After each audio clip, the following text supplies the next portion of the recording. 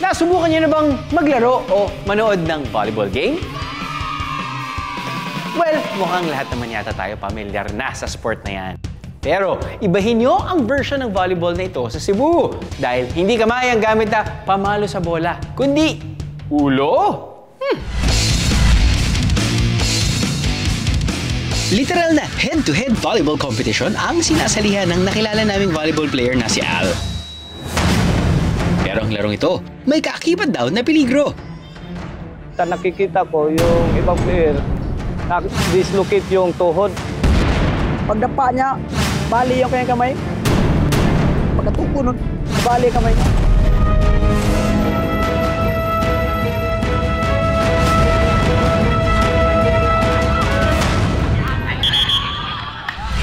Sa Cebu City, madalas magkumpulan ng mga tao pagsapit tuwing hapon. Hindi para magmarites, kundi para manood ng paborito nilang laro, ang dayon-dayon.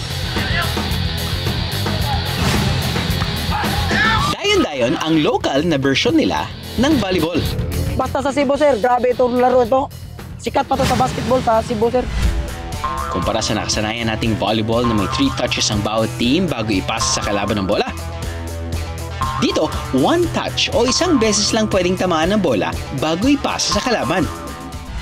Ang kupunan na unang makascore ng 12 points, panalo! Kasalitang dayon-dayon is 1 touch lang. Direktahan lang yung pagsalo ng bola, direktahan lang. Pwedeng gamitin ang kamay at paa para iserve ang bola. At para tirahin din ito pabalik sa kabilang team. Ang mga tira lang, tinatawag namin ganito, timbre yan. Tuklo, ganito at pungpong. Yan lang. Tatlong kombinasyon lang. Mas maliit din ang bola ng dayon-dayon na nagdadagdag pa raw sa hirap ng paglalaro nito. Pag maliit ang bola, mas mahirap yan. Hindi siya masintro sa iyong kamay. Talagang tatalsik yan. Pababa. Pag hindi ka sanay. Pero ang kinaal, Carlos, Atan, Edsel at Roy, basic lang daw ang paglalaro nito. Kaya ang normal na dayon-dayon, ginawa nila ng exhibition. Bukod sa kamay at paa, gumamit pa sila ng ibang parte ng katawan para tirahin ang bola. Sa akin, hindi. Kasi sanay na akong maglaro ng volleyball dayon sa ulo at paa. Sanay ng ulo ko. Hindi naman kami nasasaktan kasi mga immortal kami. Let's play volleyball mga kaaha. Pero ulo ang gamit, imbes na kamay. Mine! Basta sa Cebu, sir, grabe itong laro ito. Sikat pa to sa basketball sa Cebu, sir.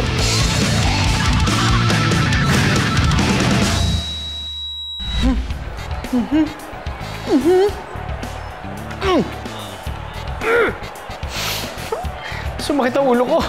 Sumakit ang bewang ko sa inyo mga besh. Ay, ibang nagagawa yan.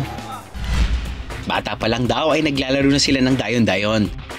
Pero recently lang nila sinubukan ang paggamit ng ulo sa paglalaro nito. Ang kakaibang paraan ng paglalaro, caught on cam ng Cebuano vlogger na si Roy. Nang i-post niya ang video ng magkakaibigan, hindi niya inaasahang mag-hit ito online. Umabot na ng 16 million views and counting ang video. Palong-palo naman pala. Bukod sa pagiging libangan, kumikita na rin sila rito tuwing nakikipaglaro sila ng may pustahan.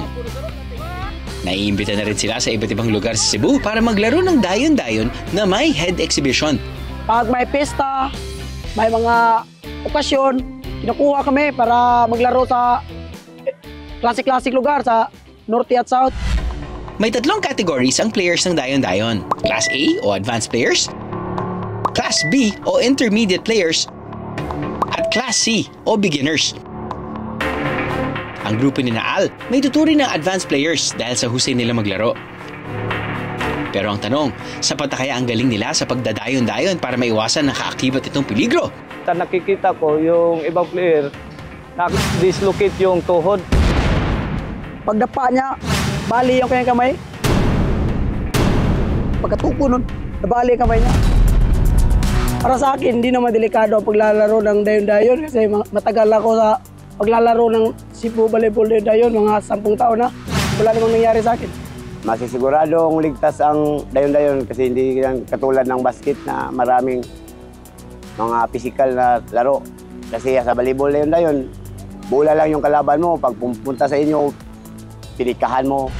Para masigurong ligtas pa rin ang paglalaro kahit ulo ang ginagamit nila para paluin ang bola, ito ang mga pwedeng gawin. Pwedeng gumamit ng protective gears tulad ng helmet, wrist guards, at knee and elbow pads. Pwede rin maglagay ng shock-absorbing mat sa mga lugar kung saan kayo maglalaro.